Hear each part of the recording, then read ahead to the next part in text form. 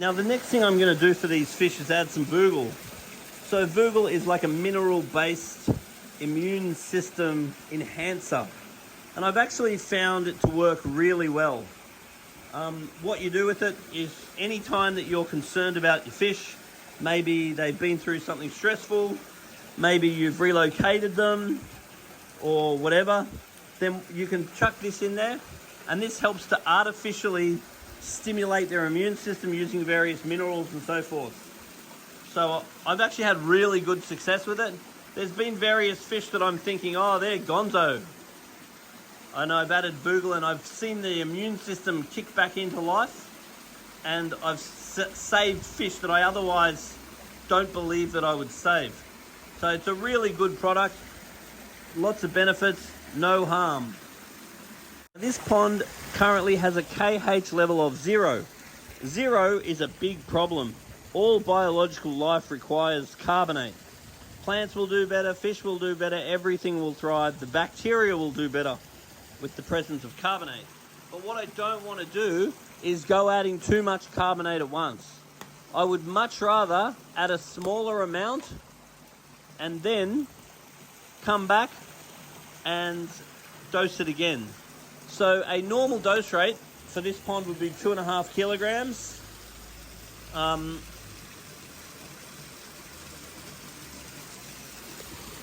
would really rather underdose this than overdose it. So I'm not going to put anywhere near 2.5 kilograms in. Now the reason why I don't want to overdose this product is it can boost pH too quickly, but most of all it can end up boosting the pH and making your ammonia more toxic.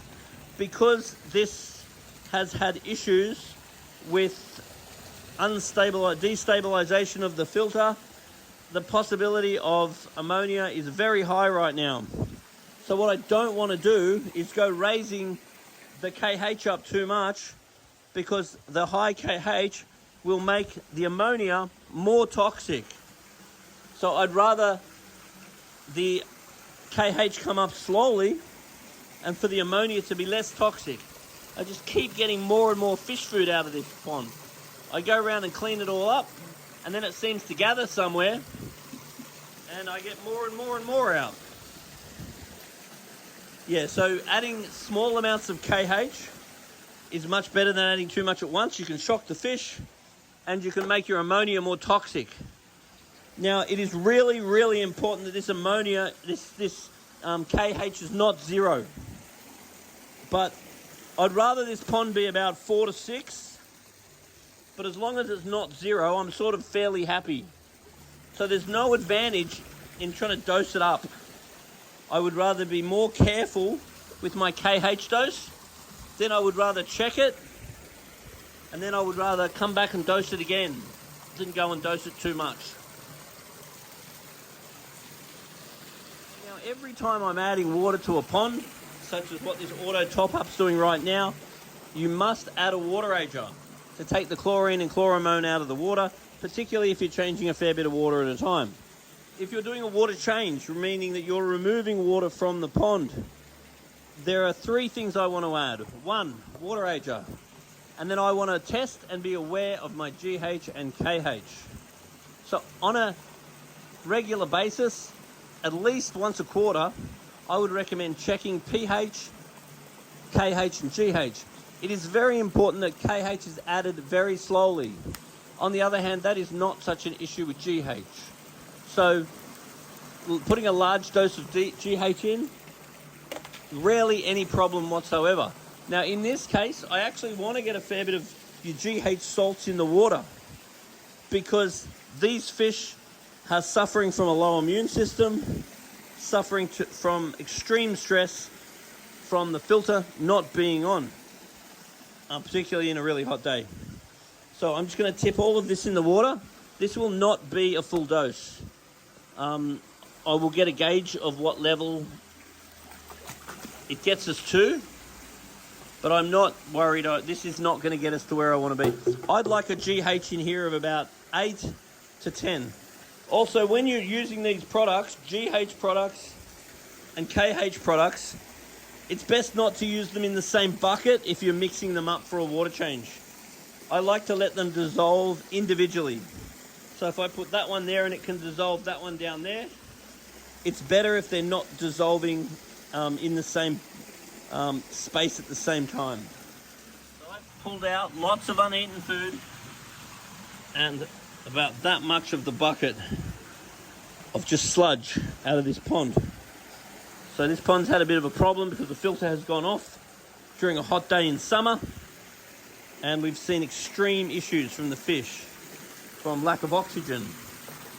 Now, the other thing I want to make really clear is that a fish health, regardless of whether in a pond or a tank, is 50% due to your water quality and 50% due to your nutrients. I'm really not a fan of any of the bulk processed foods. Most fish food is pressure cooked, processed crap. I rather a cold extruded or a slow cooked food. That way the fish are actually going to get the nutrients that's meant to be in there. So my favorite foods by far is probiotics from New Life Spectrum. That is the cleanest food on the market, in my opinion. And when I recommend that to my customers, I find that their tanks and ponds just seem to be cleaner because the probiotic food has got a probiotic bacteria in the food. And this bacteria actually means that when the fish poo, the bacteria in the poo eats the poo. So it's really wonderful for keeping your pond or your tank nice and clean. The other food that I love is Danichi color. I think the quality of your fish when fed on Danichi color is second to none. It is a slow cooked food, holistic. It's a very, very premium food. These foods, you pay a little bit more for them, but they're absolutely worth it. When you see how much cleaner your tank stays and you see how much healthier your fish are, it is absolutely worth it. Now, it is very common for me to go to a job and all the fish look great and I test the water and the water quality is terrible. But then I look at the food they feed and it's a high quality food. Then it's not unusual that I'll go to the very next job, all their fish are dying, I'll test their water, it's much better than the previous house, and then I look at their food, and sure enough, they're using processed crap food. So I've been in the aquarium industry since '94. And in that time, I've been involved in a lot of aquariums and a lot of different fish foods. And I've absolutely developed the opinion that fish keeping is 50% what food you choose. It is the food and the environment that give the fish their health. So do not buy cheap bulk food. Buy good quality. Because when you have a problem, it really makes the difference. As I said, I can go from one job with terrible water quality and healthy fish due to the food.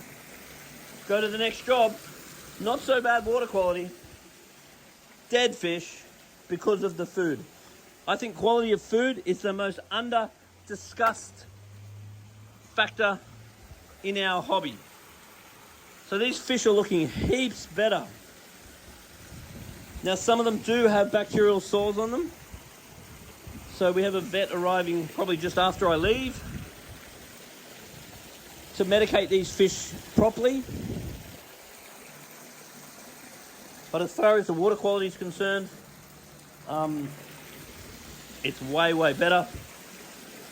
As far as physical cleanse, it's way, way better. So we have massive progress.